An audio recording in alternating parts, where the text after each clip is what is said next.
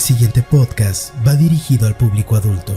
Su contenido puede ser ofensivo o tratar temas delicados. Se recomienda la discreción del oyente. ¿Cuándo inicia tu abuso y cuándo eres consciente de él? Pues en mi caso, el primer abuso sexual yo lo viví a los 5 años. Era muy pequeña y la situación en casa era muy compleja. Y lo que más me marcó de ese abuso sexual fue la no contención. En tu caso, ¿cuál consideras que fue este parteaguas? Fueron muchos parteaguas porque nace mi hijo, nace mi hija, a los 2 años de mi hija muere mi papá, al año siguiente muere mi mamá, al año siguiente me quitan la matriz y los ovarios y al año siguiente muere mi abuela materna, que fue mi abrazo de la vida. O sea, es tremendo la cantidad de gente que en el momento en el que empiezo a hablar, empiezan, ya voy a empezar a llorar también. Empiezan a llorar y se empiezan a identificar con esta historia de dolor porque está completamente permeada en la sociedad. Pris Medina, la psicóloga que te escucha, te aconseja y pone en duda lo que es normal. Viaja a Ciudad de México para encontrar otros puntos de vista con especialistas en diversos temas. Bienvenidos y bienvenidas a la tercera temporada de Lo Más Normal en Ciudad de México. En este episodio hablaremos sobre el abuso sexual infantil. Abordamos un tema profundamente delicado y necesario. Nos enfocamos en los padres, brindándoles herramientas para detectar signos de abuso en sus hijos y ofrecerles el apoyo que necesitan. Además, exploramos el proceso de sanación para quienes han sufrido abuso, desde trabajar con el trauma hasta liberarse de la etiqueta de ser una persona abusada. Este episodio es un espacio de empatía y guía, donde el camino hacia la recuperación y la fortaleza personal comienza. El tema de hoy es un tema fuerte del cual es importante hablar. Normalmente aquellas cosas de las cuales sentimos que no tenemos el control, tendemos a callarlas, a ignorarlas, a hacer como que no las vemos. Y eso lo que hace es que el problema sea más grande y que se vuelva un cáncer en la sociedad. Y hoy en De lo Más Normal vamos a hablar del abuso sexual infantil. El abuso sexual infantil, cuando no te sucede a ti, cuando no es cercano, piensas que sucede menos de lo que realmente sucede. Estuve platicando con una persona y me decía 5 de cada 10 mujeres van a vivir algún tipo de violencia sexual, algún tipo de agresión sexual. Y lamentablemente los abusadores, los perpetuadores, no reciben el castigo, no se aplica la ley, no hay consecuencia. Entonces esto hace que se tienda a callar más de lo que se debería. Y tristemente, pues esos niños el día de mañana crecen con una serie de heridas que no sanan y que se tratan de encubrir a través de máscaras y que finalmente este dolor rebasa e impacta a otras personas. Y llega un momento en el que es importante hablarlo y hablarlo desde valientes. Y para eso tengo a una invitada que la verdad es que admiro muchísimo porque ha sido una persona que ha alzado la voz y que ha dicho, este tema hay que hablarlo, hay que hacer algo al respecto, porque si no hacemos algo al respecto va a continuar y va a seguir generando heridas. Ella cuenta su historia a través de este libro, Sanar para crecer y trascender, y tenemos aquí a Dafna Viniegra. Dafna, bienvenida, gracias por estar con nosotros. Muchas gracias a ti por el espacio. Y bueno, vamos a atacar un tema que tristemente cuando se empieza a hablar de él empiezan a levantarse las manos y decir, a mí también me pasó. A mí también me pasó y no es un tema de concurso, de ver quién tuvo la historia más trágica, más dolorosa, quién la superó mejor, sino más bien habla de un actuar que tenemos que hacer ya como sociedad y como padres de familia, ¿no? El decir, oye, si esto está sucediendo, ¿qué estoy haciendo yo al respecto? ¿Qué estoy haciendo yo no solo en medida preventiva y qué estoy haciendo cuando ya sucede en medida reactiva? No queremos que suceda, pero tristemente no hay las herramientas, no hay la información de qué se debe de hacer ni el impacto que genera, porque muchas veces están todos los síntomas en las personas que nos rodean y no somos capaces de verlos ni de atenderlos. Entonces, Dafna, la verdad te agradezco bastante que plasmes tu historia y que lo cuentes porque pues es una historia dura de leer, es una historia cruda, pero tristemente tan real. ¿Qué sucede en el tema de abuso sexual en México? Pues mira, desgraciadamente el abuso sexual en México está completamente normalizado. Eso es lo más duro. Hemos aprendido a callarlo como sociedad, a callarlo como seres humanos para intentar sobrevivir y poder andar por la vida un poco, según nosotros, más normales, cuando lo único que estamos haciendo es prevaleciéndolo y darle más fuerza a esa cadena del abuso. En el momento en el que nos demos el permiso de sentir nuestras heridas, en el momento en el que nos demos la confianza a nosotros mismos de hablarlo, de poner el tema sobre la mesa, va a ser el instante en donde logremos generar una conciencia social que ya no sea permisiva al abuso sexual infantil. ¿Cuándo inicia tu abuso y cuándo eres consciente de él? Porque hay un momento en el que dices, ok, viví esta experiencia, pero como niños no logras identificarla como un abuso. O sea, sí, obviamente se despiertan estas emociones de desagrado, de desconfianza, de temor, pero no hay una explicación lógica porque desde la perspectiva de niños, pues no sabes qué es lo que está sucediendo. En tu caso, ¿cómo lo viviste? Pues en mi caso, el primer abuso sexual yo lo viví a los 5 años. Era muy pequeña y la situación en casa era muy compleja. Y lo que más me marcó de ese abuso sexual fue la no contención. Fueron las no palabras, fue el silencio, fue la normalización, fue el darse prisa para que aquí ya no pasó nada, se borra todo, te limpio, te vació el bote de talco y pasamos a lo siguiente, ¿no? Ese primer abuso a mí me enseñó a callar, a sentirme completamente culpable y responsable de lo que había pasado. Y lo más triste de todo, a aprender a ser usada, a aprender que Dafna a sus 5 años era una niña de la cual se iba a abusar toda su vida. En su momento iban a ser terceros y en otro momento me convertí yo en mi propio abusador. ¿Y cómo empezó a hablar tu cuerpo, todos estos síntomas que se callaron? O sea, el que no hubo una contención, no hubo una respuesta, no hubo un apoyo. Porque a veces, pues puede ser, no hay palabras, ¿no? Pero sí el decir, a lo mejor mi mamá en este caso no sabía qué decirme, pero estuvo presente y me acompañó y me ayudó con las emociones y después se pudo poner en palabras. Pero en este caso fue, no sucedió nada. Es como cambiarle de canal a la televisión, pero obviamente tú habías vivido una experiencia que te había generado confusión, temor, miedo, angustia, y tu cuerpo empezó a responder a todo eso. ¿Cómo empieza a reaccionar tu cuerpo? No, mi cuerpo, mi mente y mi corazón comenzaron a enloquecer de poco en poco.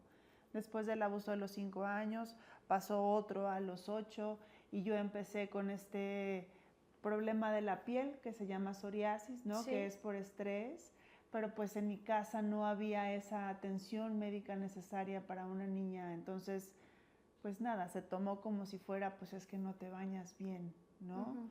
Y esta parte de la ansiedad, ¿no? La ansiedad, el miedo, el sentirme apretada de las manos, por ejemplo, siempre me sentía apretada de las manos cuando llegaban estos ataques de ansiedad y me ponía en la frente la ventana del departamento de insurgentes y giraba mis dedos en una necesidad de enloquecer y de perderme, porque era demasiado lo que estaba viviendo mi cuerpo, mi cabeza y mi corazón para ser sostenido por una niña de 8 años.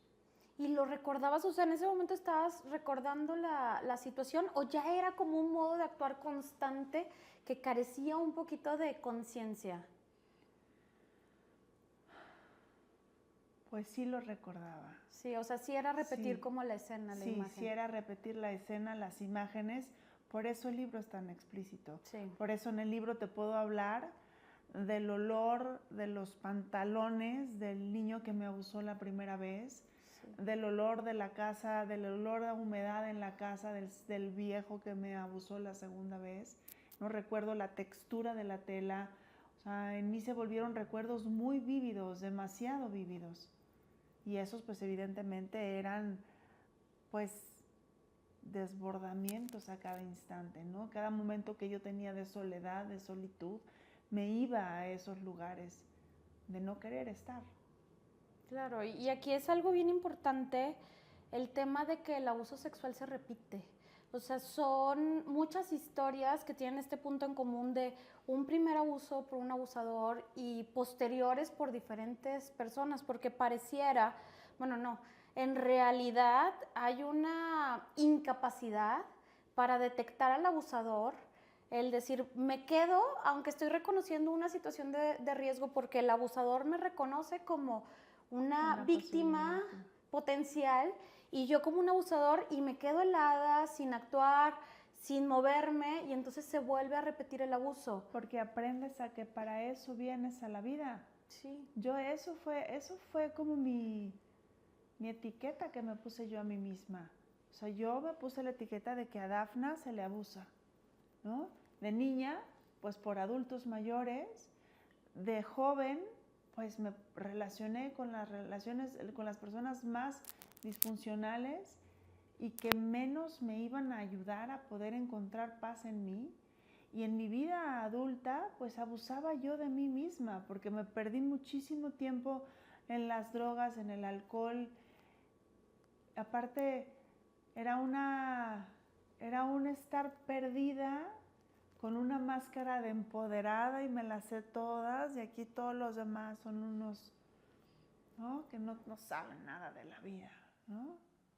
Cuando realmente yo estaba completamente asustada y tenía mi corazón deshecho por dentro, pero no me atrevía a verlo. Sí, claro. Y aparte todo esto viene cargado de culpa. No, bueno, la culpa me persiguió toda la vida, porque el primer abuso sexual a mí me convenció. A mí me convenció el escuincle de la secundaria de enfrente y me dijo, ándale, así vamos a ser amigos, así voy a jugar contigo todas las tardes. Pues bueno, Ok, estoy de acuerdo. ¿no? Evidentemente después, toda mi vida después, de joven y de adulta, pues ya sabía yo cuál era la moneda de cambio para que jugaran conmigo todas las tardes. Claro. Dice Jodorowsky en uno de sus libros precisamente esta parte, que es tan difícil de sanar el abuso sexual infantil porque en muchos de esos casos es seducido. Es decir, al niño se le hace copartícipe del abuso, se le dice vamos a jugar, va a ser nuestro secreto, y el niño acuerda. Y aunque siente desagrado, pues al final dice, bueno, yo dije que sí. Claro. Y soy especial porque nada más juega conmigo, ¿no? En estos casos cuando a veces son abusos prolongados por la misma persona, entonces dice, bueno, pues yo estuve de acuerdo. Entonces eso hace que sigamos siendo adultos silenciosos, adultos que callan, y siento que ahí radica gran parte de la responsabilidad, porque al ser adultos que callan y que aprenden a callar, son adultos que le dan permiso al abusador y que son incapaces de enseñarles, por ejemplo, en este caso a los hijos, que decimos, bueno, es que a mi hijo no le va a pasar, y luego se repite la historia y dices, ¿cómo es posible? Pues se repite porque tú no supiste cómo manejarlo, no la boca. Y es imposible que les enseñes a ellos Claro. cómo manejarlo. Entonces, la responsabilidad y el compromiso aún con dolor, la valentía radica en decir, ok, mi proceso de sanidad empieza en el reconocerlo para poderlo hablar. Definitivamente, yo empecé a trabajar para no pasarles la piedra generacional a mis hijos, para que ellos no crecieran con este estigma de que también debían de ser abusados, ¿sabes? Sí. Porque se los pasas así enterito. Claro. Y estás tan abrumado y estás tan ensimismado en tu dolor sin saberlo, que te vuelves ciego ante los posibles peligros que puedan estar pasando ellos. Y dos, o sea, ya hay de dos, o los educas como la víctima perfecta o como el abusador perfecto, ¿sabes?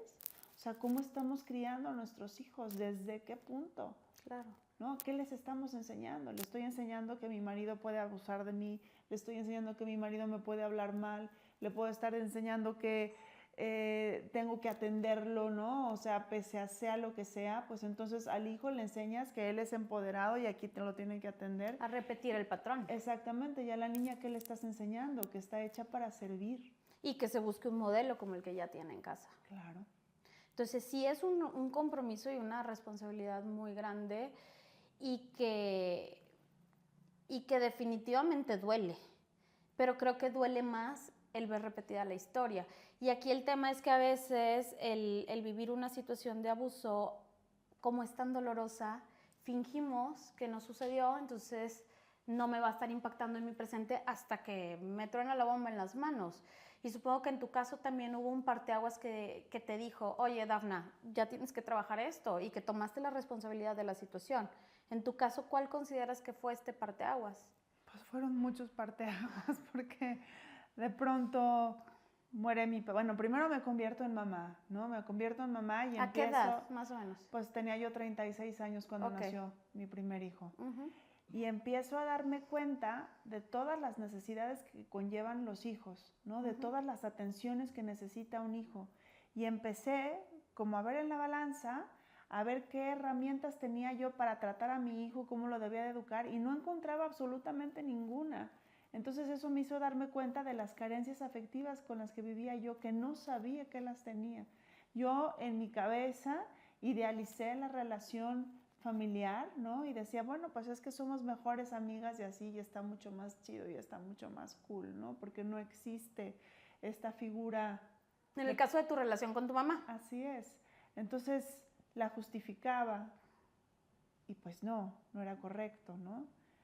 No lo digo a manera de juicio, ¿no? Ni de que yo sea mejor que ella, para nada. Yo creo que ella vivió un proceso muy complejo y ahora entiendo que sus acciones vienen a raíz de sus dolores y que eran tan fuertes y tan devastadores que no podía asomarse ni siquiera a los lados para ver qué era lo que le estaba pasando a su hija. Sí, exacto. ¿No? Y es de las cosas que más me duelen a mí. O sea, y que en pocas entrevistas las hablo, ¿no? Pero es la realidad. Es la realidad, es esa parte de ese desasosiego emocional en el que vivió, que ahora la comprendo para poder acomodar el perdón en mí y dejar de estar enojada, peleándome yo a mí misma por reconciliar una relación, pues que tal vez no tenía reconciliación, ¿no? Pero bueno, regresando a tu pregunta, empiezo a trabajar, me convierto en mamá y empiezo a encontrar todas estas faltas y estas carencias. Y empiezas a verte reflejada en tu mamá. Ajá, y en lo que no quería yo llegar a ser. Y decir, ¿sabes? ok, no quiero esto, pero ¿cómo le hago? Porque no tengo ningún referente. También la familia materna, o sea, mi abuela y todo esto que venía de la guerra y todas esas cosas, Sí, y el síndrome de la exacto. posguerra y los traumas y las huidas y los abandonos, o sea, todo era un combo bastante complejo como para tener herramientas de dónde copiar una maternidad sana, Sí. ¿sabes? Entonces, muere mi papá, bueno, nace mi hijo, nace mi hija, a los 2 años de mi hija muere mi papá, al año siguiente muere mi mamá, al año siguiente me quitan la matriz y los ovarios, y al año siguiente muere mi abuela materna, que fue mi abrazo de la vida, ¿no? Sí. Entonces, y todos en eneros consecutivos, ¿no? Enero, enero, enero y enero. Para abril del último muerto yo comenzaba a enloquecer, completamente. Eran reacciones intempestivas todo el tiempo, estaba enojada, se caía un poquito el agua y era como, ¡guau!, ¿no? Como explotando. Una furia total. Desbordando. Cada vez que abría el cajón de la ropa interior de mi hija, eran unos recuerdos, veía la escena perfecta, oía el rechinar del cajón aquel, o sea, era demasiado dentro de mí, demasiado. Y pues bueno, la vida familiar era bastante compleja con mi esposo, con mis hijos, conmigo misma, yo no me aguantaba ni a mí. Entonces llega mi marido un día y me dice, híjole, ¿por qué no te pones a escribir? Yo me acuerdo que tú escribías muy bonito. Hay gente que así se cura, y me pone unos TED Talks en donde había unos chavos que habían salvado su vida con su libro, ¿no? Y en ese momento agarré mi computadora y a golpe de teclazos empecé a escribir mi historia, hace 7 años. Después ya encontré obviamente la tutoría de una maestra maravillosa que me llevó por muchos caminos esotéricos, espirituales, de todo tipo de terapias, que en su momento me ayudó muchísimo, ¿no? Para poder llegar a esos estados alterados de conciencia en donde dejas de verte como una víctima eterna, en donde puedes salirte un poquito de ti para reconocer todas esas dolencias, todas esas carencias, todos esos huecos, Y desde el dolor más profundo, pues seguí escribiendo y seguí escribiendo. Y ahí está el resultado plasmado en el libro. Y en mí, yo no estoy ni sanada, ni crecida, ni trascendida, pero por lo menos puedo, pues, voltear sobre mi hombro derecho para ver que la historia está detrás. Claro. Y que no me define. Y que ahora estoy aquí presente y que mis pies de adulta me soportan a manera de poderme desarrollar y reaccionar desde otra forma cuando lleguen estos recuerdos, estas sensaciones, porque siempre llegan. Por más que trabajes, siempre van a llegar. Solamente tienes más herramientas para lidiarlas. Claro. Y creo que hay dos opciones, ¿no? O sea, el decir me pierdo porque es tan grande el dolor o me rescato. Pero al final es decisión de cada persona. O sea, no podemos obligar a alguien que curse su propio proceso, que curse su propio dolor y su propia sanidad. Claro. Y yo creo que aquí tú tuviste personas que fueron las que te ayudaron a tomar la decisión de no perderte y buscar sanar. Y yo creo que mucho antes de tu familia y de tus hijos, ¿no? Sí, o sea, realmente el momento en el que yo me di cuenta que estaba completamente destrozada fue cuando me convertí en mamá, ¿no? Y en ese momento en el que mi esposo me dijo, ponte a escribir porque si no, esto no va a aguantar mucho tiempo, ahí fue cuando me reconocí completamente deshecha. Sí. Empiezo mi terapia, empecé a trabajar con una maestra increíble y pues bueno, o sea, de ahí se devino, antes el libro se llamaba Infiernito Sanador, ¿no? Porque pues era un infierno en el que estaba yo pasando. De hecho, así se llama tu playlist. Ajá, por eso se llama así. Sí. O sea, porque era un infierno el que vivía, pero sabía, yo tenía la ilusión de que pronto sería sanador. Y sabes que hay algo, a veces las personas creen que el abuso sexual se va a terapia, se resuelve y se olvida. Y hay algo que constantemente les digo en terapia, que es el abuso sexual se vuelve a activar en cada etapa de la vida. O sea, el abuso sexual se vuelve a activar cuando hay atracción hacia otra persona, cuando se tiene la primera relación sexual o la primera caricia con intención sexual o la primera caricia consensuada, el primer hijo y luego el primer nieto. Entonces se vuelve a activar en diferentes etapas de la vida porque vemos la situación desde otra posición. Claro. Entonces el niño que es abusado dice, pues yo estaba jugando y dije que sí. Y entonces este adolescente que crece llega un momento en que empieza a tener experiencias y dice, esto sintió, esto buscaba. Y luego cuando se tiene una relación sexual ya dices, órale, o sea, esto es lo que él quería conmigo siendo yo una niña y yo no lo podría hacer con un menor, ¿no? Claro. Entonces te empiezas a cuestionar la situación desde diferentes enfoques, desde diferentes ópticas y descubres otras cosas que vuelven a retomar el proceso y a tener la necesidad de trabajar otros puntos, otras heridas y otras situaciones que en el presente tienen un impacto. Claro, completamente, completamente. Y esto que dices es si logras estar consciente de tu trauma, ¿no? Porque si no lo tienes consciente, pues nada más te vas tropezando tú solito con tus propios pies, ¿no? O sea, yo en mi adolescencia, pues bueno, me ponía servida en bandeja de plata a quien quisiera, porque yo lo único que quería es que alguien me volteara a ver, que alguien me procurara, ¿no? Que alguien me diera atención, porque creía que eso que buscaban con tanta insistencia en mi infancia era cariño, ¿me entiendes?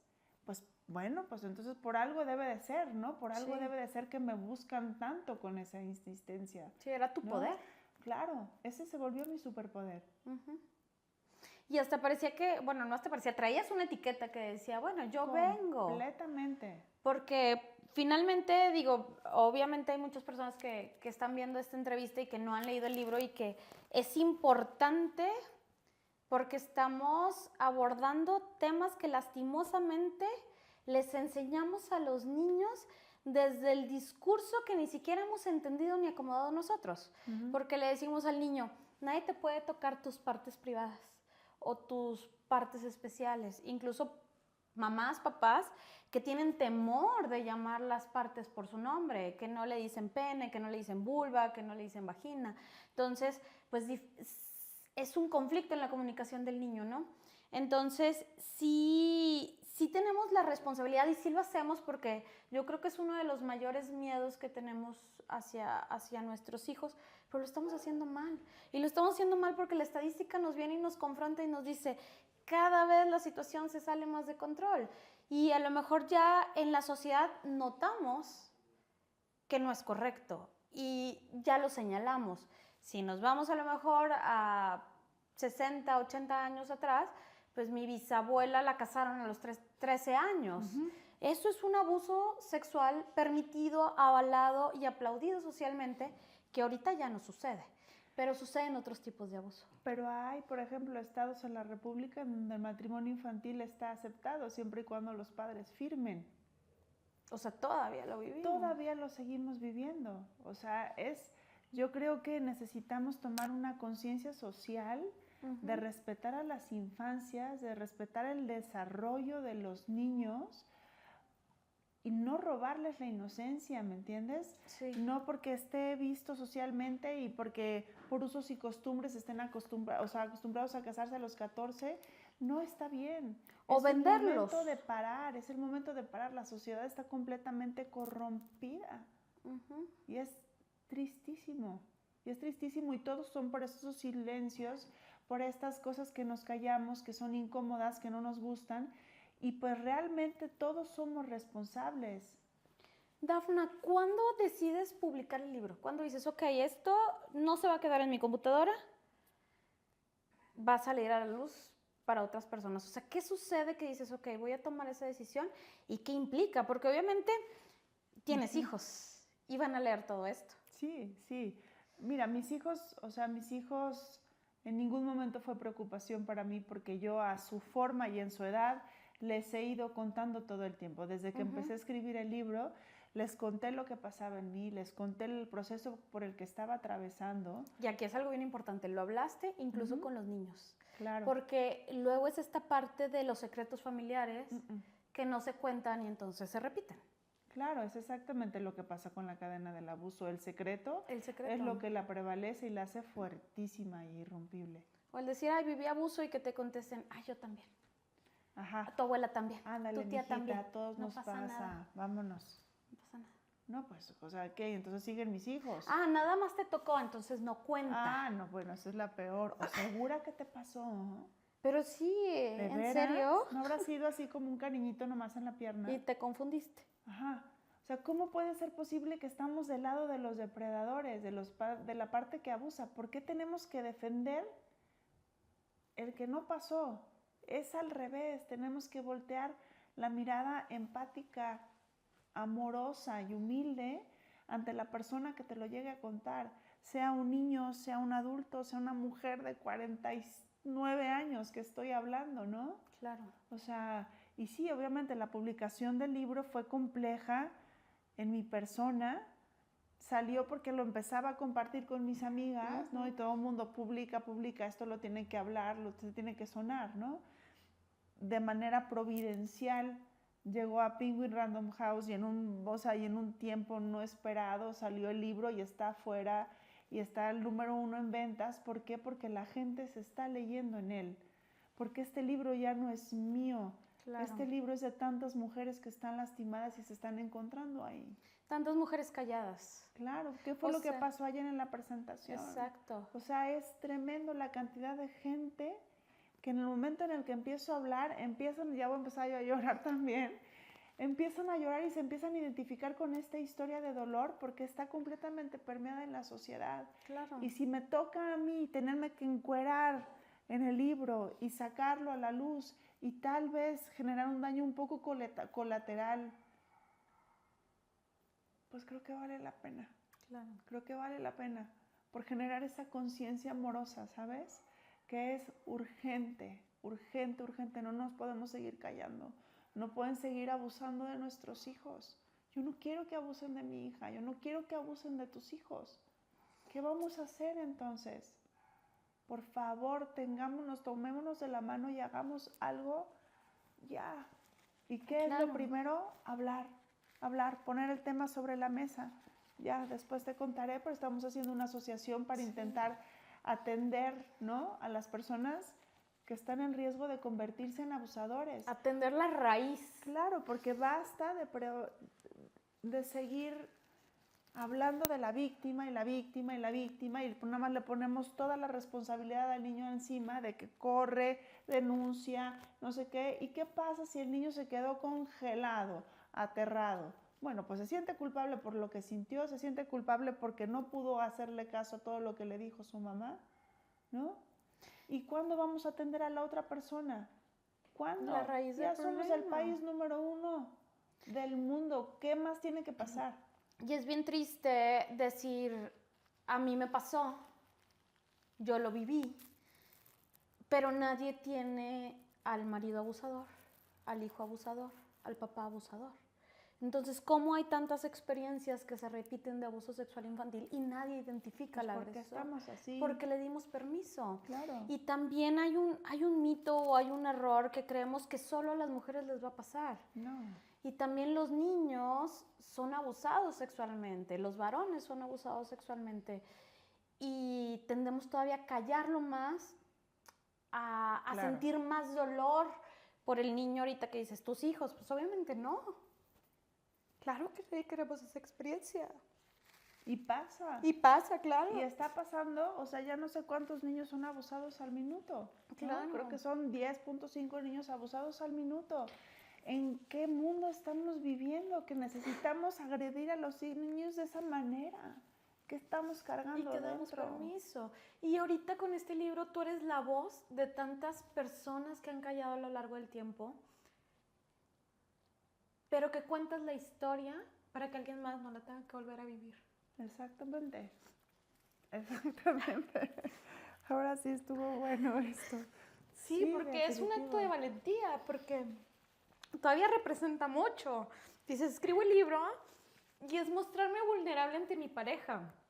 Tener que hablar un tema doloroso con mis hijos a su edad, que no lo entienden, y luego con las amistades, y luego con personas que fueron parte y que favorecieron a lo mejor indirectamente la situación. Porque todavía en el libro hablas de tu mamá, que bueno, me dices, ya no vive. No le tocó que estuviera publicado. No le tocó que estuviera publicado.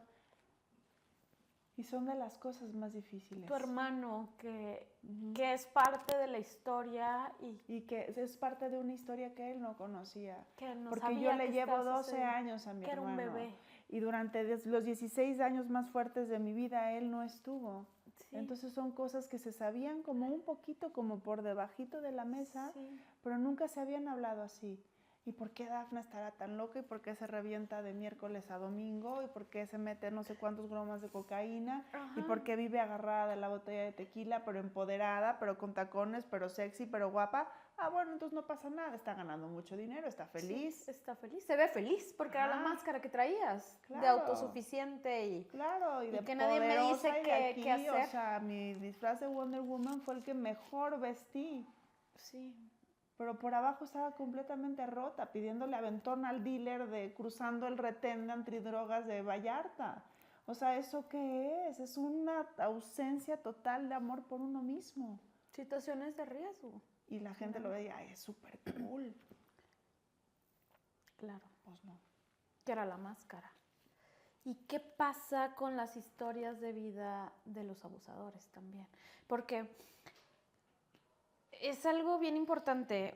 Vemos el abuso y bueno, pues se recomienda terapia, empezamos procesos terapéuticos, que la persona empiece a sanar. Hablábamos ahorita de que se despierta o se activa en diferentes etapas de la vida.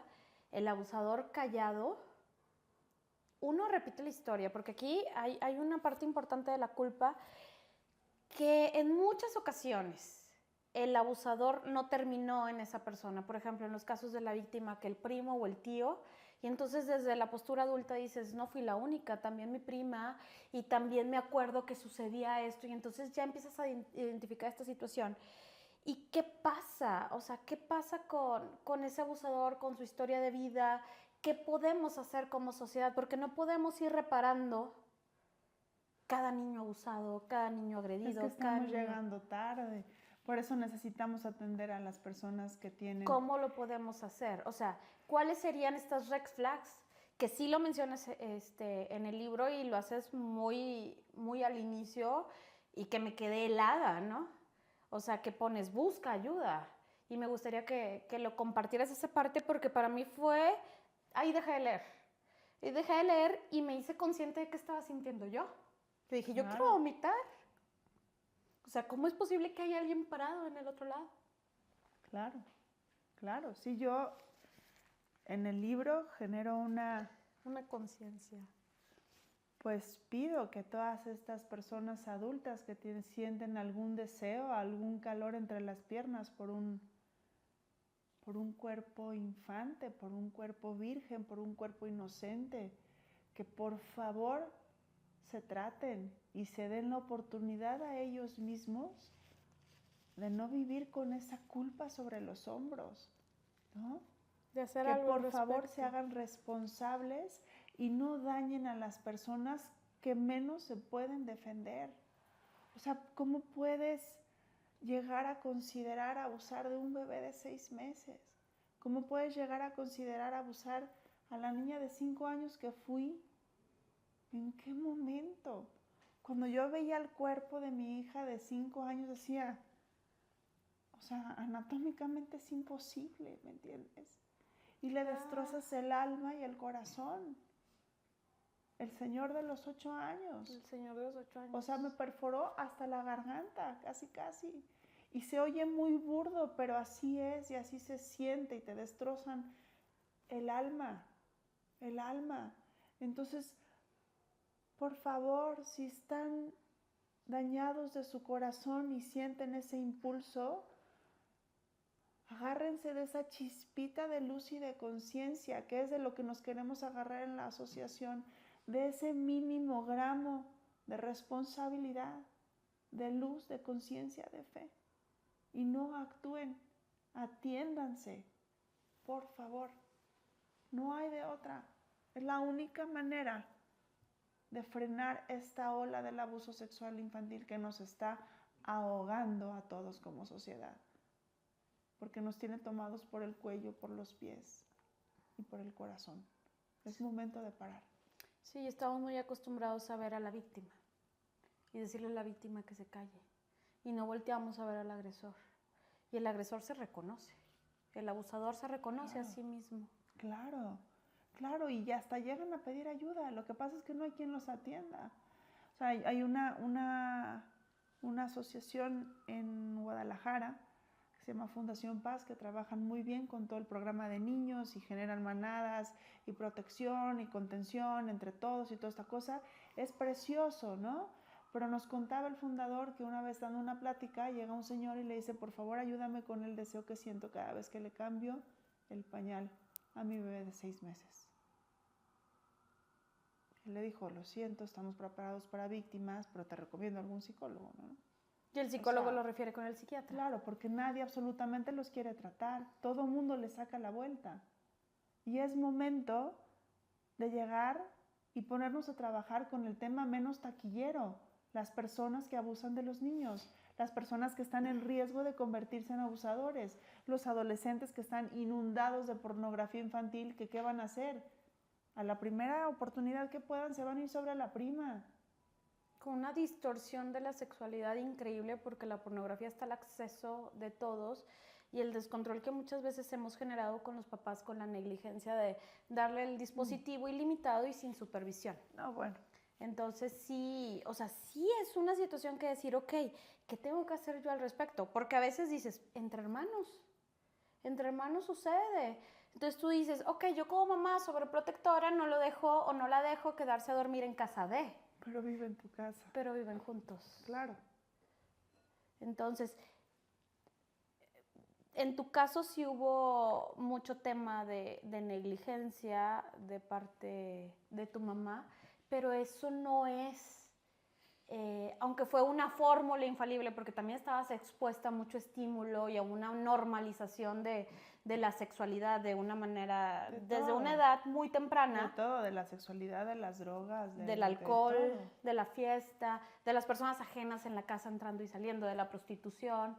Entonces, nosotros muchas veces como que decimos, bueno, como soy una buena mamá que está presente, no va a suceder. Y sí sucede, o sea, no solo en estos casos donde decimos el estilo de vida favorece a, claro, no significa que quien no sale de su casa y no tiene fiestas, sus hijos no corren el mismo riesgo. No, porque si no eres un papá presente, si no estás ahí al 100%, si no hay comunicación, si no les das cariño sano, si no les enseñas lo que es un abrazo de mamá, de papá, de una manera sana, ¿me entiendes?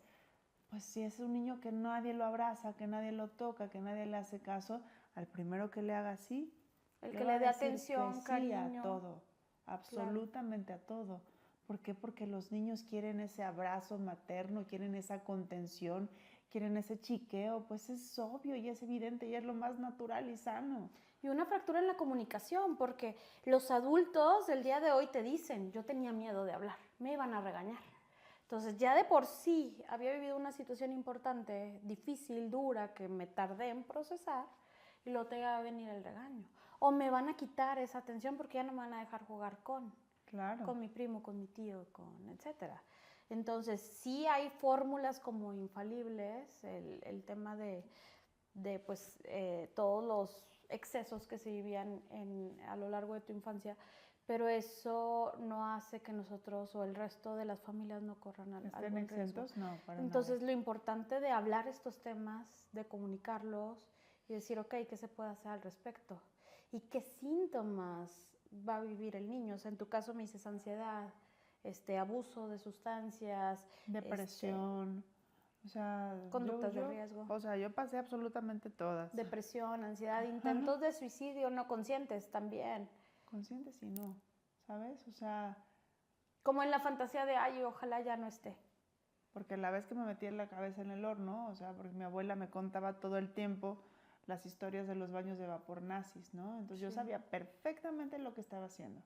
No había drama, no había lágrimas, no había nada de eso, pero yo sabía que igual iba a estar más tranquilo si mejor me metí al horno y le abría la llave del gas. ¿Y tú crees que tu sentimiento de culpa ya sanó al día de hoy? Digo, yo sé que la historia está ahí, pero la culpa es el eje o el motor que acompaña al abuso. Pues la culpa por los abusos sí, pero yo cojeo de la culpa. Yo es una de las cosas que me cuesta trabajo en mi ser. Siempre me siento responsable de las cosas que pasan, ¿no? De las cosas malas que pasan. Me cuesta trabajo confiar en mí misma. Me cuesta trabajo soportar mis palabras y mis decisiones. Necesito hacer un esfuerzo consciente por saberme merecedora y porque saber que yo no estoy haciendo absolutamente nada malo, ¿no? O sea, sí, la culpa sí me sigue persiguiendo en diferentes formas y en diferentes momentos. Cada vez tengo un poquito más de herramientas para saber regresar, ¿no? A donde estoy.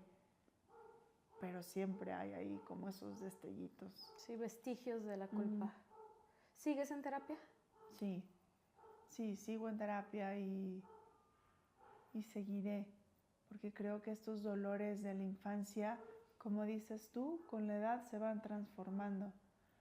Se van transformando y se van convirtiendo en otras cosas.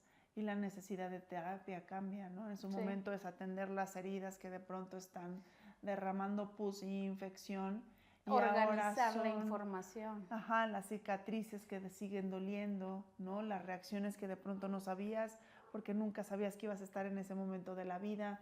Entonces, sí, claro, yo creo que la terapia tiene que ser indispensable y realmente es para todos, porque yo creo que la persona que se trata, el espíritu, el corazón, la cabeza, las emociones, pues estás más presente de la persona que eres. ¿no? Y en la medida en la que te conozcas más a ti, vas a aprender a manejar un poquito más tus reacciones, en mi caso. ¿Y tu abuso sexual impactó o afectó a otras personas a tu alrededor? ¿O crees que transitaste sola en tu dolor y solo? En su momento sí lo transité completamente solo. Yo creo Y que solo ahorita, te afectó a ti. Ujú. Yo creo que ahorita es cuando está impactando. Yo creo que ahorita en este momento, a la poca familia materna que me queda, yo creo que esta sí está generando un impacto Sí, duro. claro. Lo sé y me duele muchísimo y es una de las cosas en las que me siento culpable, por ejemplo, Sí. ¿no? Ahí hay culpa. Y digo yo, ay, ¿para qué? Me hubiera quedado callada. Sí, no era necesario que pasaran por esto. ¿No? ¿Para qué los hice? ¿Para qué los incomodé? ¿Para qué les conté historias que no sabían? Igual y mejor lo hubiera dejado todo calladito y ya estuvo. Y ¿no? se activa también el miedo de van a decir que no es cierto No, y bueno, van a cuestionar lo que estoy diciendo. que eso es lo más doloroso todavía. Porque te revictimizas. Completamente, completamente. Y eso es lo más doloroso todavía. Y son de las cosas por las que estoy pasando en este momento. Que me cuesta trabajo hablarlas muchísimo, pero sí, así está siendo. O sea, es esa duda de, ¿no? Que quería sacar Seguramente, ¿no? el libro, ¿no? Pues es que es un tema muy Yo taquillero. siempre la vi muy bien. Claro, ¿no? Yo la vi empoderada, con va y viene. Lo que pasa es que quiere hacer drama, le gusta hacer drama. Me gusta llamar la atención. Ajá. Y también impacta y se normaliza mucho ya en la parte de las relaciones de pareja formales o establecidas, en la vida adulta, la parte de la distorsión de la sexualidad. Porque como todo el tiempo fue la moneda de cambio, el valor, lo que Sí. soy, lo que me representa, y que es algo que se habla poco. La parte de decir, vuelvo a esa posición de lo que yo conocí a temprana edad y la quiero repetir en la vida adulta. Completamente. Tienes una verdad, pero impresionante. Y es algo que realmente da pena, ¿no? Sí, da pena. Da vergüenza. Pero claro, o sea, yo en su momento, mi sexualidad fue completamente permisiva, sin límites, o sea, sin control.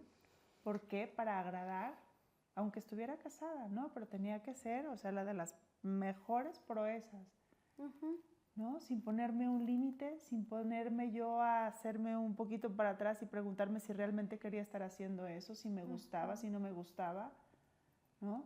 Me siento cómoda, hoy quiero, hoy no quiero, porque siempre tengo que decir que sí.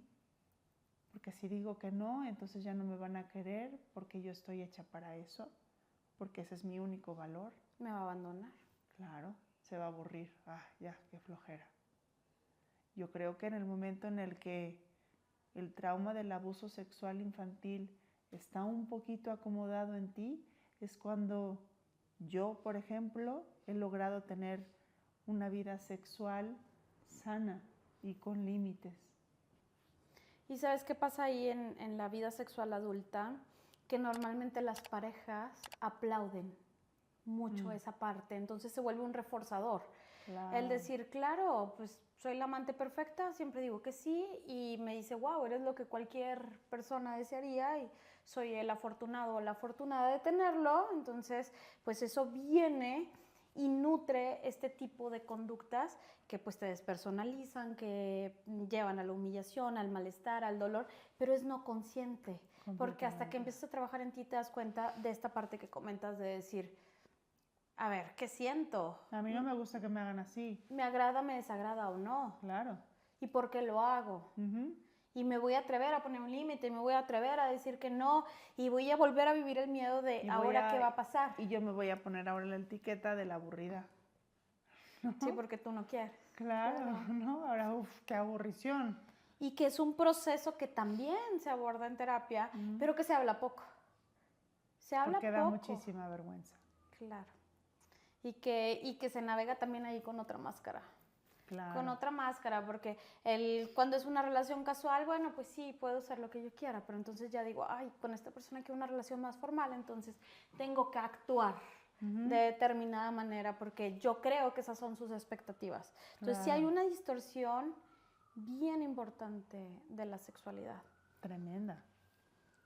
Dafna, me gustaría, hemos platicado como un poquito de todo y sé que muchas personas van a empezar a contar su historia, decir me pasó y lo importante es hacernos responsables de esa parte de la historia para no repetirla a manera personal de la experiencia y vivencia de cada uno. Pero utilizando el nombre del programa, que es de lo más normal, ¿cómo podrías resumir o concluir esta entrevista? Pues que puede ser de lo más normal guardar silencio, pero no es lo correcto. No es lo correcto. Necesitamos hacer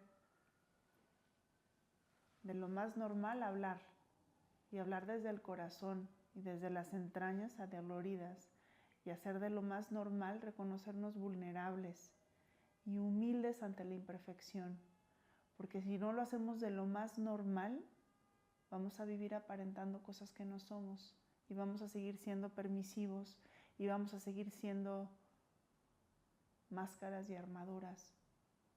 Y lo de lo más normal es ser una persona amorosa, con respeto íntegro y limpio hacia las infancias, hacia el cuerpo de las mujeres y de los hombres. No tenemos por qué transgredir a nadie sexualmente, ni emocional, ni espiritual, ni nada de esto, pero tiene que ser de lo más normal, amarnos realmente desde la luz, hacer de lo más normal, confiar en esos pequeños instantes de conciencia para poder generar una conciencia social diferente. Y es una responsabilidad que tenemos. Completamente. Yo creo que la responsabilidad social es hablarlo. Si lo seguimos callando, nos hacemos esclavos y permitimos que la epidemia continúe. Todos, los que fuimos víctimas y los que no. Y los que tienen ese impulso, esa necesidad de subsanar sus dolores de la infancia con un cuerpo inocente. Tenemos que hablar todos, porque si no, nunca lo vamos a parar. No hay cura. ¿Y cuántos más queremos? 10.5 al minuto, ¿no es suficiente? ¿Cuántos más tienen que ser? Exactamente. Sí, tenemos que hablarlo, aunque duela, aunque impacte a otros. Claro. Y el compromiso por estar bien nosotros y poder ofrecer algo a los demás y que los que amamos, los de nuestro alrededor, también estén mal. Porque así como es doloroso para quien lo vive, también para las otras personas, pero iniciamos ese proceso de sanación colectiva y se puede frenar. Y dejamos de tener esas historias de me pasó, a mi mamá también, a mi abuela también, a mi tía también, a mi bisabuela. Aquí se rompe la cadena. Aquí se corta. Y es la responsabilidad de nosotros. Claro, de los adultos. De los adultos de hoy para cuidar a los niños de hoy. Y no abrazarnos mañana y justificar y todos en este sentido de víctima y el apapacho silencioso. Cuidar a los niños de hoy y abrazar al niño que fuimos, ¿sabes? Sí, al niño roto. Gracias, Dafna. Gracias por abrir tu corazón, por mostrarte vulnerable, por regalarnos este libro. Necesitan leerlo. Pocas veces un libro me impacta de la manera que este libro lo está haciendo y ahora entiendo por qué es número 1 en ventas. La verdad es que es muy revelador, te confronta. Te confronta con tu historia, con tu infancia y con lo que estás haciendo hoy en el presente por las infancias. Dafna, ¿dónde te podemos localizar? ¿Dónde pueden comprar el libro? A mí mi red social es Dafna Viniegra en Instagram. Y pues el libro, tengo la fortuna de que está en todos lados. Sí. Lo pueden encontrar súper fácil. En Amazon te llega al día siguiente. Está en todas las librerías grandes de cadena. Entonces, el no encontrarlo, ese no es un pretexto. Gracias, Dafna. La verdad es que este ha sido un tema difícil, pero creo que importantísimo de hablarlo. Y y hablarlo todos, como bien lo comentas. Ujú. Entonces yo creo que es una tarea de valientes, pero tenemos que dar el Gracias. paso. Tenemos Ujú. que dar el paso. Todos, Gracias. todos juntos dar y el de la paso. mano. Gracias, Dafna, nuevamente. Gracias por acompañarnos, por venir. Yo soy Pris Medina, me encuentran en redes sociales como Lic Pris Medina. El bienestar empieza por ti. Y esto fue De lo más normal.